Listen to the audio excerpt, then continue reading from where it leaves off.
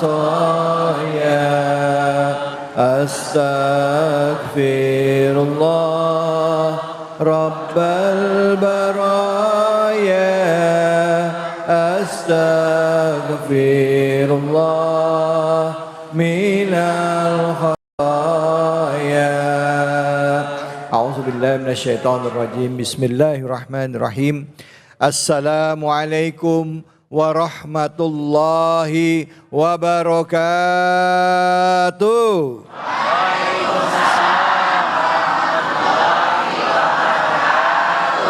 Bu, Pak, gimana kabarnya? Sehat? Sehat badannya? Sehat jiwanya? Sehat dompetnya?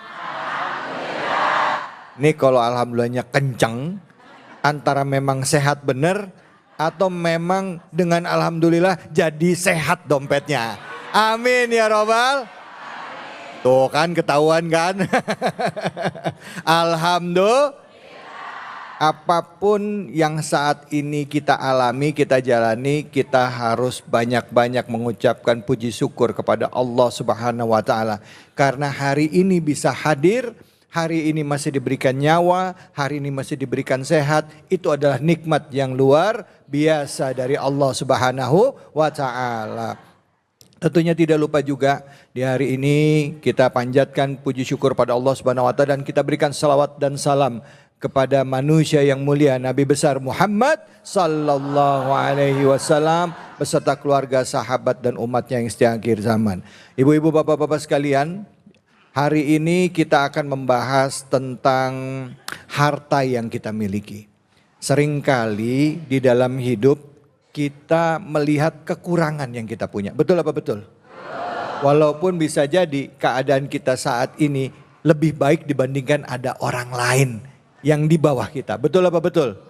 Tapi yang namanya manusia mah kurang aja. Betul apa betul? Dikasih uang 1 juta, uang 5 juta, 5,5 juta, 10 juta, 100 juta, kurang aja.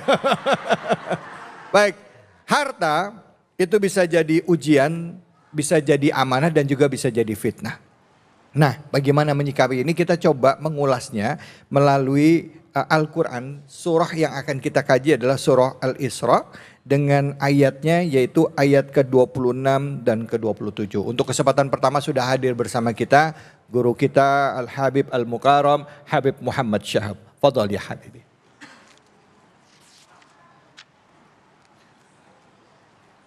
Assalamualaikum warahmatullahi wabarakatuh. Waalaikumsalam warahmatullahi wabarakatuh. Alhamdulillahi rabbil alamin.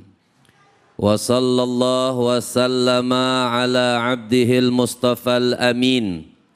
Sayyidina Muhammadin Nurillahil mubin al-hadi ila suratihil mustaqim dil khuluqil azim wa nahjil gawim.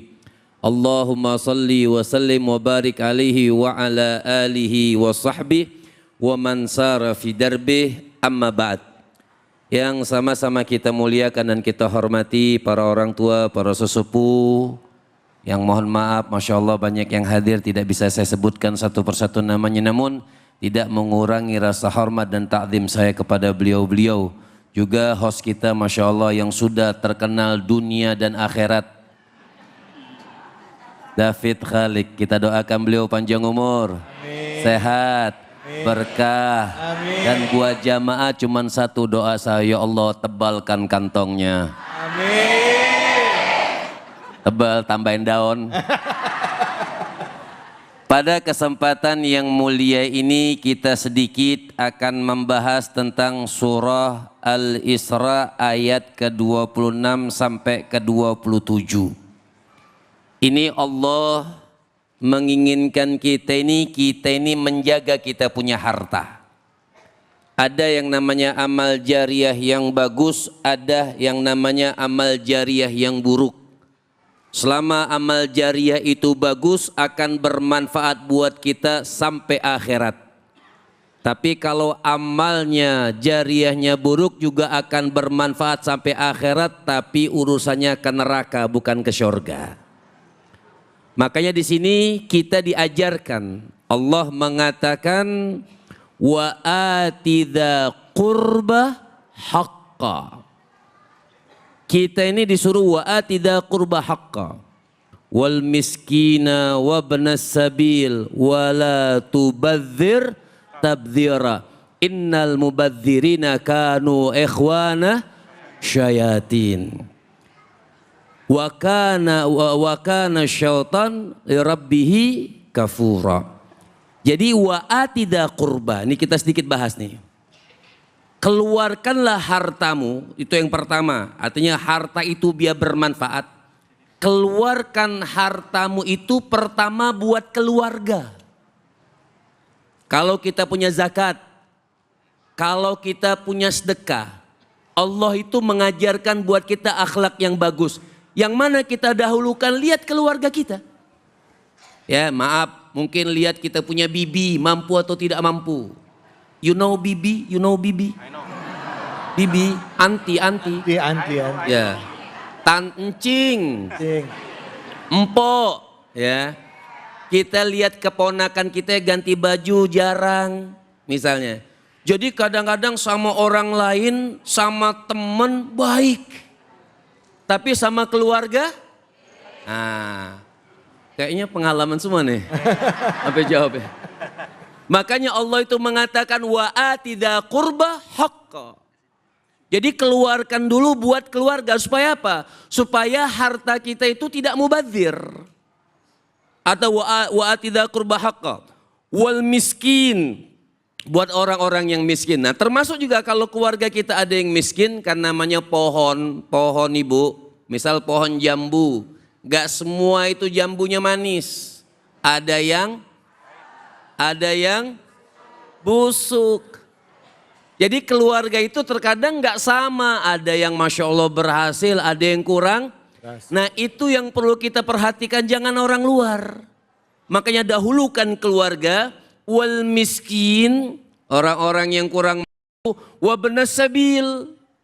Artinya orang-orang yang dalam perjalanan tapi tetap perjalanan yang baik. Bukan perjalanan di dalam maksiat. Sampai Allah jelaskan wala tubadzir tabdzira. Enggak boleh uang kita itu tabdzir. Saya mau tanya, Bu,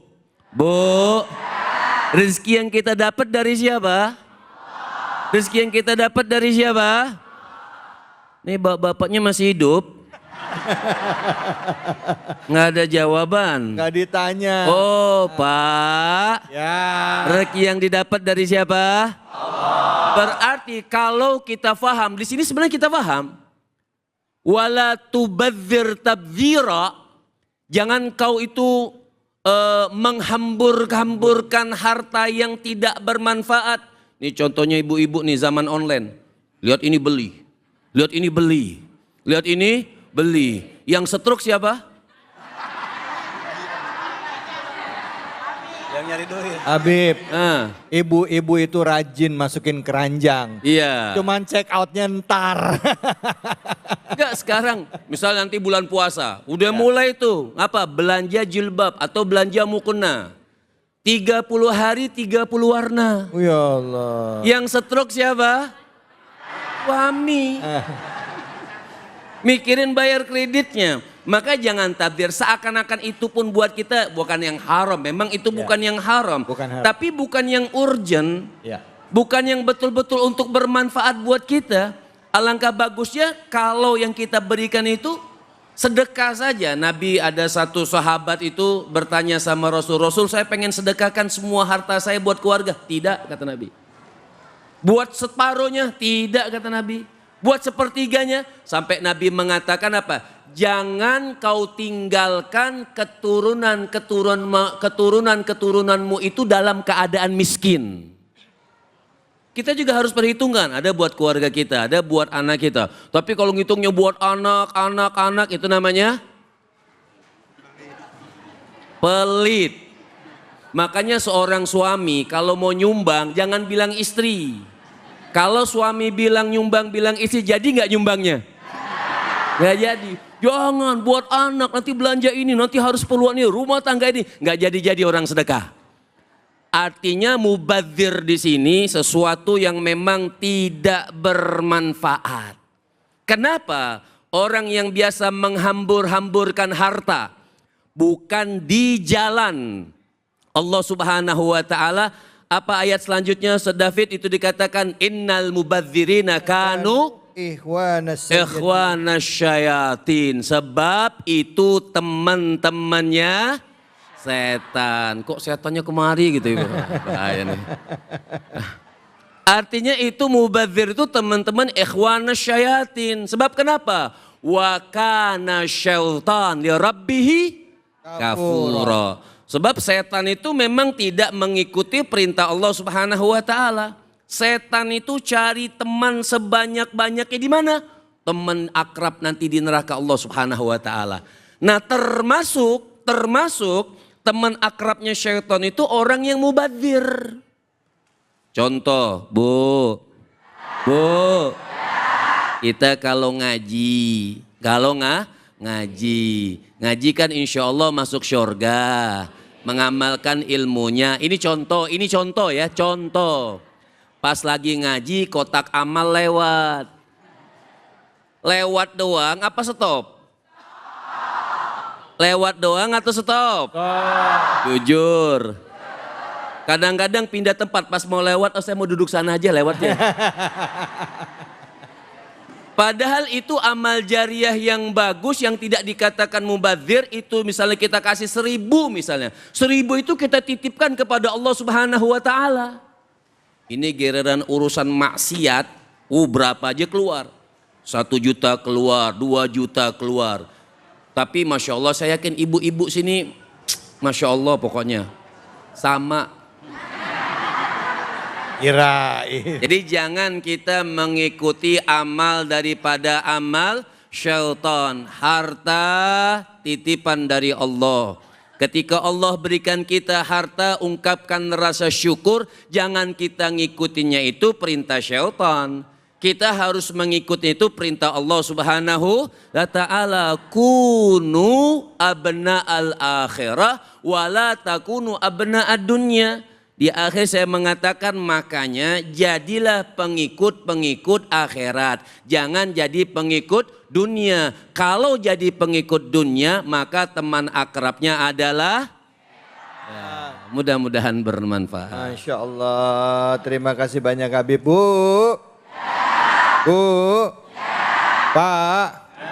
Zaman sekarang kadang-kadang kita bingung bedain antara yang memang kita perlu sama yang memang kita mau. Kadang-kala yang kita mau semua diambil, tapi yang kita perlu kadang-kala dari yang kita mau cuma sedikit. Betul apa betul? Beli banyak, makainya cuma sekali. Buka lemari bilang nggak ada baju ya Pak ya. Baju saya mah kurang. Pas lihat itu lemari isinya baju dia semua. Ada yang begitu ada? Mana orangnya? Silakan yang mau tanya angkat tangannya. Masya Allah. Ya Ibu silakan.